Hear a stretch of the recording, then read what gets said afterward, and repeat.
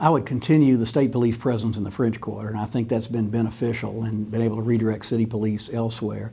The residents of the French Quarter are going to be voting on a tax, a sales tax on anything sold in the quarter that would help supplement the amount of money needed to keep a strong state police presence in the quarter. I hope that passes because I think it would help, but I think it's important that we maintain state police presence in the quarter.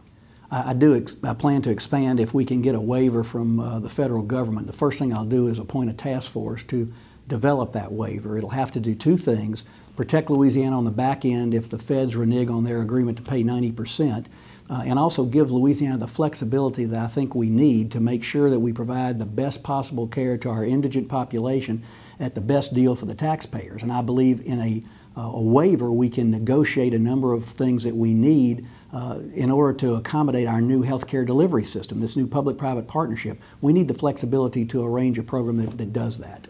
From a structural standpoint, long term, I would like to lower personal income tax rates and lower corporate income tax rates, flatten those rates, and eliminate a number of the exclusions and exemptions and credits that currently are in our law. Almost $7.5 billion worth of those exclusions, credits, and exemptions, almost as much as our entire state general fund budget. I think that's what's needed as a start to try and stabilize our budget picture. Elect me governor and let me go out and market the state like I've marketed the state as lieutenant governor, where I've met with business executives and tour operators and tourism professionals literally around the world to convince them to come to Louisiana. And we've had 3 record-setting years of tourism in a row. I think the governor can be an ambassador for business. I think being able to stabilize our tax code to some extent, educate our people to be able to take the many jobs that are coming, improve education, because that's what folks are looking for when they evaluate states. Education, infrastructure, how do you move people from point A to point B, and quality of life. We've got the quality of life. We've got to improve our infrastructure, and we've got to improve our education. I'll use all the money that's dedicated to fixing the coast and complying with our master plan for that purpose. We won't deviate from that plan, and we won't deviate the sources of money, or we won't spend them somewhere else. We'll make sure it all goes to coastal restoration. We have a master plan. It's well thought out. It's scientifically driven.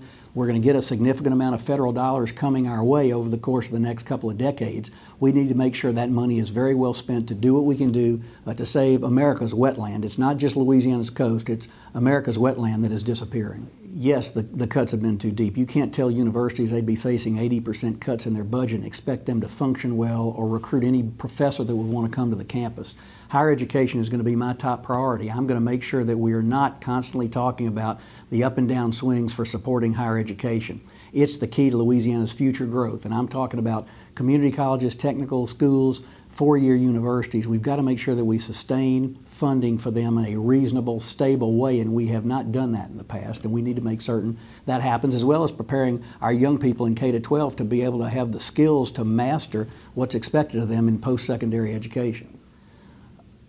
If I had to give them a letter grade, I would give them a C, and I think they're pointing in the right direction. I think we came from a very dismal place.